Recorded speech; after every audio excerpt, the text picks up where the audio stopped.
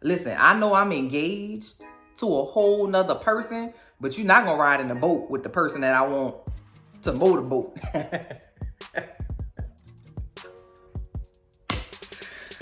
Oh, y'all, I'm about to be 40. I'm very immature. Like, I just...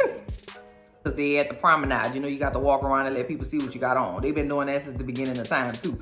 We had to wear uniforms in school, but every once in a while, we'll have, like, free dress day, and I would promenade on their asses to the sharpener. You'd be like, oh, Miss Wilson, I could go sharpen my pencil? Yeah, go ahead. I'd be like, yeah, I want to promenade on y'all. And, like, let everybody see my outfit and stuff. I had my...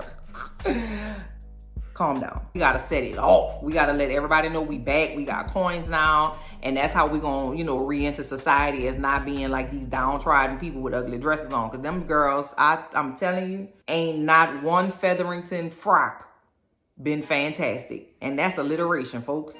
So let's go ahead and talk about season 2 of Bridgerton. I cannot roll. Can y'all roll y'all tongue? I can't roll my tongue.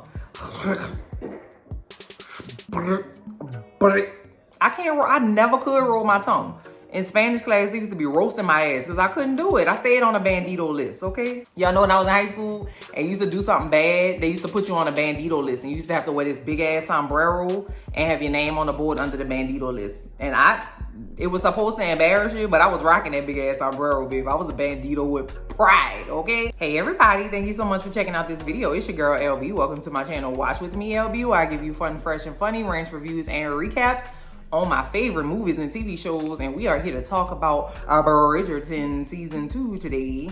Please like this video, subscribe to my channel, leave a little comment, you heard me, so we can talk about what you thought about Bridgerton season 2. I definitely had some thoughts about it. Before I get into it, please excuse my dear Aunt Sally. No, I'm just playing. Please excuse my look right now. I'm about to go run to the Home Depot because I'm old, and that's what old people do on the weekend, you know what I'm saying? Grown people go to Home Depot and Home Goods and IKEA and, you know what I'm saying, like Target.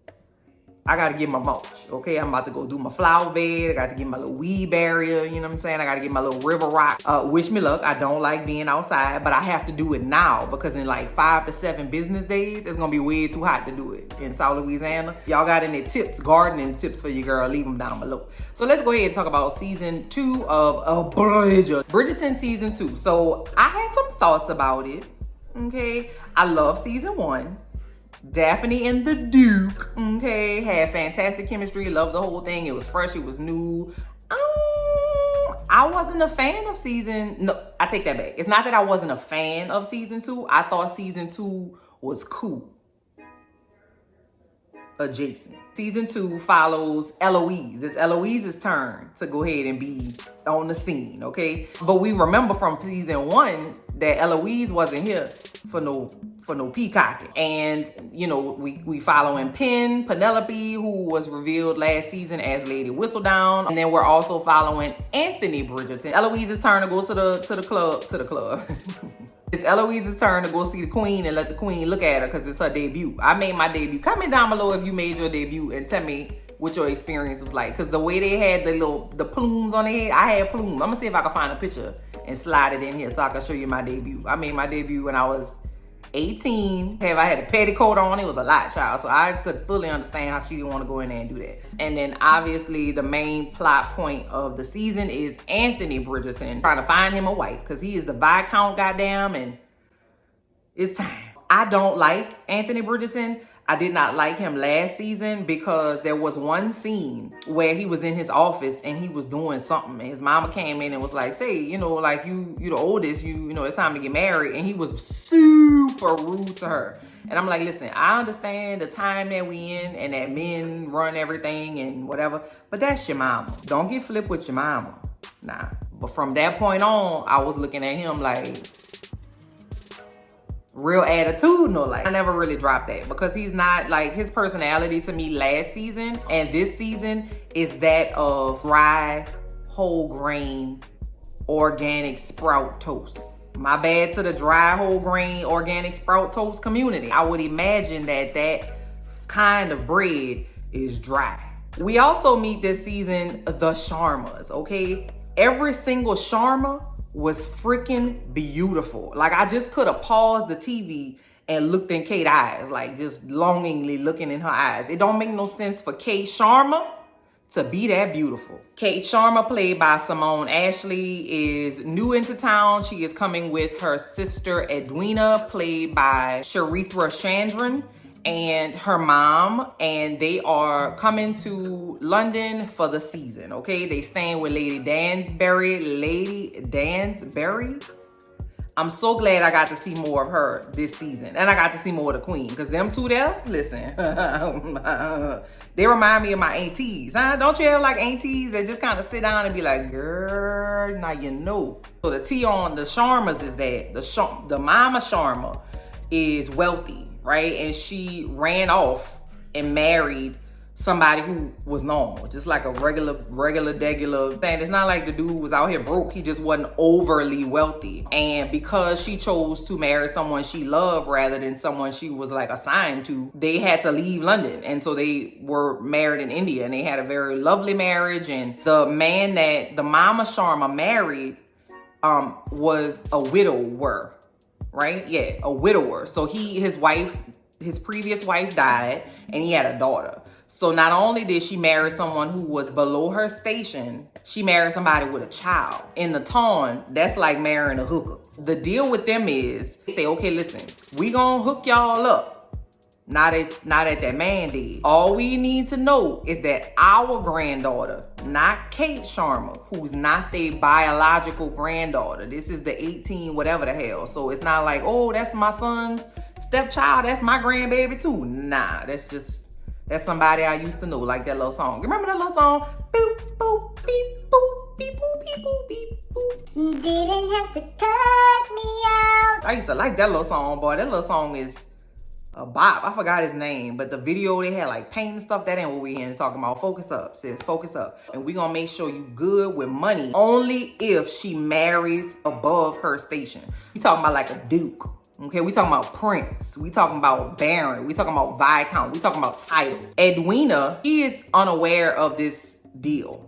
Edwina is beautiful, prim, proper, so sweet. She like a little cinnamon roll. And Kate is considered a spinster because she's like 26 and she's not married. Kate's thing is, I'm gonna do whatever I have to do to make sure my mama and my sister are good. Because the daddy passed away, and as the oldest child, she was like, it's on me. It's very much what Anthony Bridgerton is feeling, but with a woman. And for a woman, it's not really appealing for them to do that because you're supposed to be married by the time you're like 14 or something, child. I don't know. It's wild as hell. Staying over there with Lady Danbury, and Lady Danbury said, I'm going to use my clout to get you in the dough. Try to get you hooked up with a husband. Of course, it's a ball. You know, they got a ball every 5 minutes, child. So they at the ball, and what really kind of starts the plot moving forward is Anthony talking to his partners about what he wants in a wife. He's like, listen, she got to be prim proper. She got to have a PhD in biomolecularology. She needs to be able to play the piano, the violin, the tuba, the trombone. She needs to be able to have 5 to 7 children without gaining any. Well, like, he was super specific, but just being real misogynistic. And of course, that's acceptable because it's like the 18, whatever the hell. The 18. And Kate overheard that. And so she was like, hell no. She wants her sister to have the very best. She wants her to be happy. She's like a bodyguard for her sister, pretty much. Anthony Bridgerton is pursuing Edwina because Edwina is now the cream of the crop. And so Kate is like, boop, let me talk to you right quick. Absolutely not. So Edwina is taken by Anthony Bridgerton, and he is like impressed by her. The only thing that threw me off about these two, and I know it was done on purpose, like in terms of casting, was that Edwina Sharma looked like she was 14 years old. She looked like a tiny little baby. And Anthony Bridgerton is old as hell. He's like 26 or so, which is not old in life, but like during this time, is old as hell. I ain't like, and they never said how old she was, no, but she just looked like a child to me. And he looked like a man, you know what I'm saying? Because I done seen him clap several cheeks last season, you know what I'm saying? So I know he horny all the time. But I know it's done on purpose because it was obvious that it was not supposed to be Anthony's match with Edwina. He was supposed to be matched with Kate. But we got the Bridgertons over here doing their thing. We got the Sharmas over here doing their thing. Now we over there by the Featheringtons, all right? So we just getting the layout of the family at this point. The Featheringtons, you remember they little daddy had gone on home to glory last season because he was shifty. Just the mama and the three daughters, and who was the Lady Featherington's, the wife. Her husband's family is gonna come in to take care of the business because women can't apparently take care of themselves or add or subtract child to pay the bills. So the Featheringtons have no prospects as of now, except for one of them daughters got like a little nerdy little husband that's kind of like right up her alley, but they can't get married. They get their dowry together, you know what I'm saying? We ain't going over there just with our good graces. We going over there with a dowry. I'm just really grateful that I was born in modern times because I wouldn't have made it, child. I'd have pulled out all my eyelashes. Because what I'm doing, I'm just sitting in here just looking out the window. It ain't nothing out there. It ain't nothing to do. And Anthony Bridgerton is like, listen, let's go to the boat race, to the thing. You know, they have like activities and stuff that you could go and do within, safe distance of your chaperone. So they start to do all these things, and every time Edwina and Anthony are together, they have a nice enough time, but Kate and Anthony get into like a little because Kate is very opinionated and she's very vocal about her dislike for Anthony Bridgerton, and Anthony Bridgerton is like, bitch, who? Like, I'm a Bridgerton out here. It's a lot of that back and forth between Anthony and Kate this entire season. At first I was like, okay, cool. So I obviously knew that they were going to be the ones that were going to be together. I just didn't see how that was going to work. Anthony having formally started to pursue or court Edwina. So, again, every time Anthony and Kate see each other, they have this tension, right? Her being opinionated and her being smart and like not like conforming to like the prim and proper little cinnamon roll like Edwina did was like getting him off, right? But of course he couldn't say that because he done pursued the sister. The issue I had with that is that it was a lot of the same for me. Like for me, the back and forth was cool, but you was back and forth for like 6 episodes out of 8 episodes. And it didn't really get like steamy or whatever the hell until like the last 2 episodes. And I was like, well, where is it at? They didn't have like the sexual tension that Simon and Daphne had. And of course they're not Simon and Daphne. And Anthony ain't Simon because Simon could get it. But you know what I'm saying? I was just looking for more of that, but just different. And I ain't get it, and I ain't like it. So I like me some backstory, right? And I really enjoyed finding out why Anthony was the way he was, right? Why he had to stick up his ass. It all stems from the death of his father. Anthony and his father were out doing like hunting or something, and they were walking back to their house, and the daddy was stung by a bee and like died like within minutes. The mama Bridgerton was pregnant at the time. So the mama was like obviously devastated and really couldn't function to care for her children. Thank God they were wealthy and all the children had like governesses and stuff, but she wasn't able to process that grief well, and she wasn't able to be of support to her children because she was barely making it. It was like, listen, I can get up, I can take a bath, and I can get dressed. After that, I really ain't got it. And I felt that. I definitely understand that. It impacted Anthony in that he instantly went from being a child to being responsible for like what I'm sure are in today's times millions of dollars.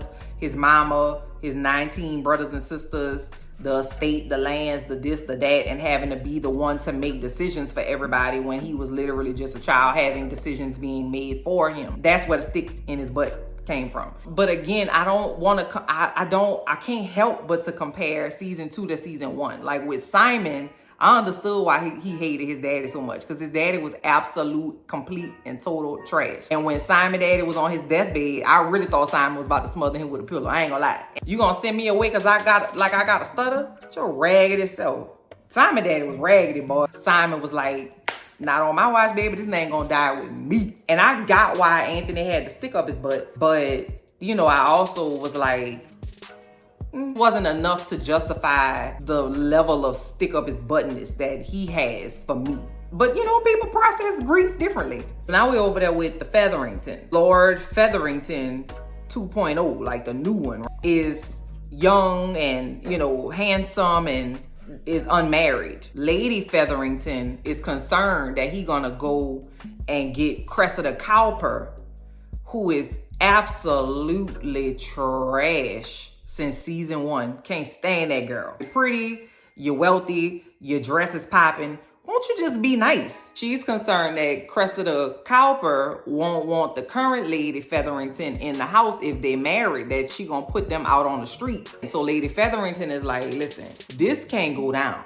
So what Lady Featherington decides to do is to trap the Lord Featherington 2.0. Every episode we got at least 7 to 12 balls that they got to go to, child. It's Ball City, okay? One of the balls they go to, Lady Featherington say, Philippa, or whatever her name is, go out there in the orange garden and give me an orange off the tree. And then she say, hey, Lord Featherington 2.0, go out there and see what them orange trees talking about, because we might want to do whatever the hell. Like, she set them up to be seen together without the presence of a chaperone, which literally I could be like, damn, it's cold out here. And a man could be out there and be like, yeah, bro, it sure is cold out here. And if somebody sees us, they gonna say, y'all gotta get married. Damn, we was just talking about the weather. Like, the man standing 7 feet away from me. What you thought we was gonna do? Then means that he has to marry Philippa. Prudence, right? So Lady Featherington thinking, well, the new Lord Featherington 2.0 got Conn. So at least if he marries my daughter,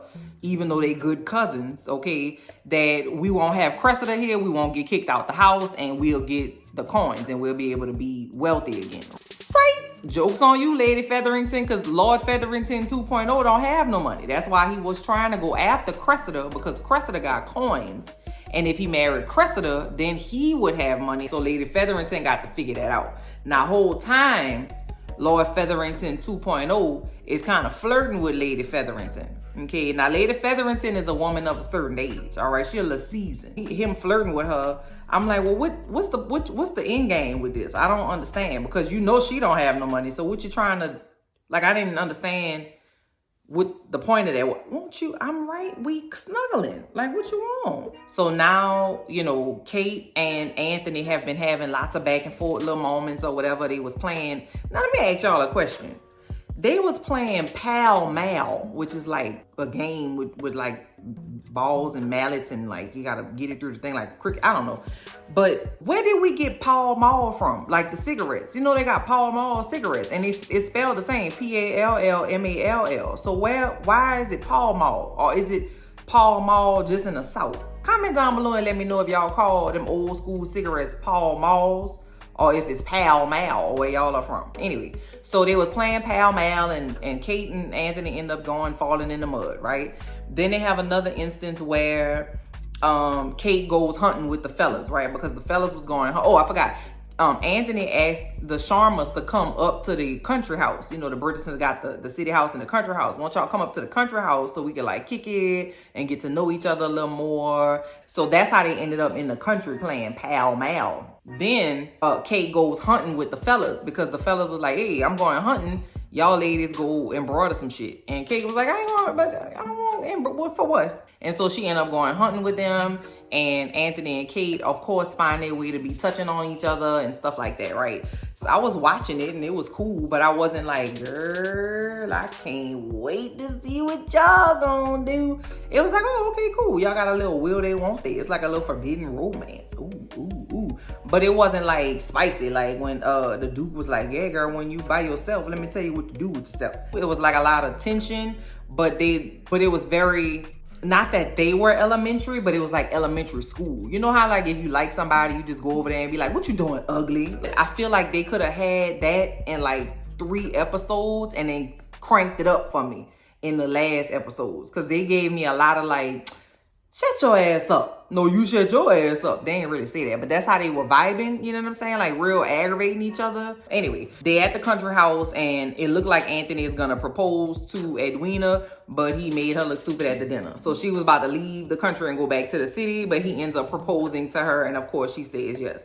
So Queen Charlotte just like, shit, this what I'm talking about. My diamond getting married to a Bridgerton. That's what I'm talking about. She snorted a little cocaine and then said, hey, I'm about to sponsor your wedding. So now the queen is involved in their affairs, right? That puts a different level of like pressure onto it, right? Because it's the queen and you're not about to go against the queen. Even though Anthony doesn't really love Edwina, he is still gonna go ahead with it, right? Because he's thinking logic. He's not thinking love or passion or any of that, right? So they back in the city and Anthony sees Kate out again because they at the promenade. You know, you got to walk around and let people see what you got on. They've been doing that since the beginning of time too. We had to wear uniforms in school, but every once in a while we'll have like free dress day and I would promenade on their asses to the sharpener. You can be like, oh, Miss Wilson, I could go sharpen my pencil. Yeah, go ahead. I'd be like, yeah, I want to promenade on y'all hoes and like let everybody see my outfit and stuff. I had my calm down. They were doing something and Anthony saw Kate on a boat with like a dude, right? It looked like she was having fun. He was like, oh, hell no. Listen, I know I'm engaged to a whole nother person, but you're not gonna ride in the boat with the person that I want to motorboat.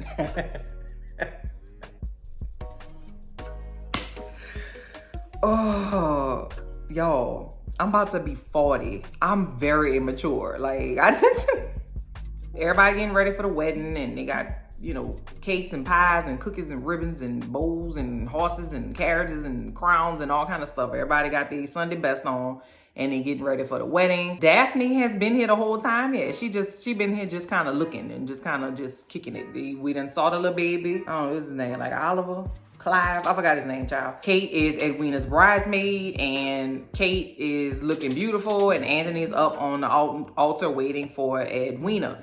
And so last season when Simon and Daphne got married, it was nobody in the church. But this go around, the queen sitting up there, child, and the whole church is packed, the archbishop there, and everybody's in the building. Edwina walks up and they're about to get married or whatever, and Kate drops her bracelet like on accident. And Anthony, instead of just letting Kate bend down and pick it up, rushes to pick the bracelet up, and they kind of touch each other's hands and they lock eyes, and it kind of dawns on Edwina like, oh, you like my man. So she's upset by that and runs away. And the queen is like, how dare you? You don't see I'm sitting right here? I got one of my best wigs on and you running away? I done paid for all this, girl. Look all these cakes out here. The queen says, listen, they didn't get married just now, but ain't nobody leaving. Somebody get married in here today. Go outside, have your little punch, eat your little cucumber sandwich with the crust cut off, and we'll be back with y'all in a second. Somebody will be betrothed today, okay? So it's this big long scene about will Edwina marry him, and Kate is so upset, and Kate and Edwina have like this big blowout, right? And Edwina has been like, yes, my lord, I would love that. I've read several books in love embroidery and am great at pall-mall. And, you know, that's how she's been talking. But now she's like, bitch, you knew. Edwina is like, first she's telling me about my grandma and them being trash because they ain't want my mama to be whatever the hell. And now you in here eyeing down my man in the church house? Girl, you trash. You're not a good sister. I don't even like you. Don't talk to me no more. So Edwina decides that she's not going to go through with it. There will be no wedding. The Bridgertons, you know, are now embroiled in scandal. Like, how dare you? They've been shunned. They've decided to be unified as a family, all 73 of them, and go promenade. Like, listen, this is no big deal. We're going to promenade with the Sharmas. We just gonna say that they just decided not to do it. So the Bridgertons decide to throw a ball. So they throw the ball and don't nobody come. Kate is very upset that Edwina is mad at her. And so she storms off. And Anthony follows her and they proceed to have sex in the garden like ain't nobody out there. And I was very concerned. I'm like, okay, listen, I get it, Jay. Like y'all got it for each other. Y'all got it bad. Your loins is on fire, right? You having sex in the middle of a garden in a sculpture area. Like it's designed to be viewed. And y'all just out here with your titties out and you don't think that's dangerous? I personally didn't feel like the chemistry between Kate and Anthony was like fire. Like I thought they looked good together. But I feel like you could put Kate next to Freak Show from Harold and Kumar Go to White Castle and y'all be like, that's a handsome ass couple. Y'all really look good. Like, find a reason because Kate is so freaking beautiful, right? Then Anthony fell asleep out there and woke up the next morning with his yam out. I was like, put your yam up, sir. After Anthony and Kate clap each other cheeks in the garden, he goes to see her because I'm assuming he gonna propose, I think, maybe. I don't know. It was like, Tony, she not here. She went to ride a horse, but it's like storming outside and raining or whatever. So because they first met on this little path that she rides horses on, he goes out there to try to find her, but she runs away from him. And there's like a lightning clap, a lightning clap. There's a thunderclap, and the horse gets scared, and Kate is thrown off her horse and hits her head on a rock. Anthony is about to just die on the ground because he just can't believe my old lady, who's not actually my old lady, but I love her very much like she is my old lady, could almost be dead, like in a coma, right? She hasn't woken up. And so Anthony doesn't go to see her. And so when she wakes up from her little coma or whatever, she was like, did Tony come over here? And it was like, no, girl, he ain't make a pass. And she was like, well, fuck you then, Tony, goddamn. I literally just gave you my vagina like 3 days ago, and then I'm almost dead and you don't come pass over here? All right, so now we back over there with the Featheringtons. Well, Lady Featherington has been working out like a little scheme with Lord Featherington 2.0. Lord Featherington 2.0 has like a mine, like a ruby mine or whatever in America. It's not turning up no rubies, okay? It's nothing but this ain't nothing in there. Lady Featherington has been like, listen, get all these rich ass dummies to invest in your mine so that we can have like some money and stuff. What we gonna do is we gonna throw a ball. We gonna invite everybody. I'm talking about the Bridgertons. I'm talking about all the other rich people. I'm talking about the queen. We gotta set it off. We gotta let everybody know we back. We got coins now. And that's how we gonna, re-enter society as not being like these downtrodden people with ugly dresses on. Cause them girls, I'm telling you, ain't not one Featherington frock been fantastic. And that's alliteration, folks. On the Penelope and Lady Whistledown and Eloise front, they at this ball at the Featherington's house. Penelope is like, girl, did you hear that the people said that the this and that and the third? And Eloise is like, no, I ain't hear that. And then Penelope is like, yeah, girl, because they said that such and such do da da da. Eloise is like, damn, you ain't never like, what with that? I don't know. So she goes up in Penelope's room and tearing it all up, looking all over looking for something to prove that she's Lady Whistledown. Eloise figures out that Lady Whistledown is Penelope and Penelope is Lady Whistledown, and they like in their friendship, because Penelope has written about Eloise's families for buku long. Like, it wasn't just Eloise that she wrote about. It was Daphne. It was the mama. It was the brother. It was the all of that. Everybody got that action with Lady Whistledown. And so for it to be her best friend, Eloise is like, listen, I don't ever want to see you again. And then also put a little note right here too. I was mad at Colin. Like, they were like teasing him like, yeah, Colin, I saw you was over there dancing with Penelope. I was looking all chummy or whatever. And Colin was like, I literally would never talk to Penelope. And he was like trash talking her behind her back. And it really hurt her feelings because she loved him and she's always held him down. And she's always been the one to support him, writing him when he was in Greece and whatever. And for him to do that to her, she felt betrayed. So the Bridgerton's about to get that action. Kate recovers from hitting her head on the rock or whatever, and then immediately goes to the ball, child. She ain't got no headache. She ain't got no concussion or nothing. She just going to the ball with an updo. Now, let me tell you something. Updos hurt. So she went to the ball, and she and Anthony danced. And everybody's looking at them like, I see why y'all didn't do the thing, because y'all was probably doing the thing on the thing. People being messy. And then the queen sees that they actually love each other and kind of puts it together. And she's like, nah, son.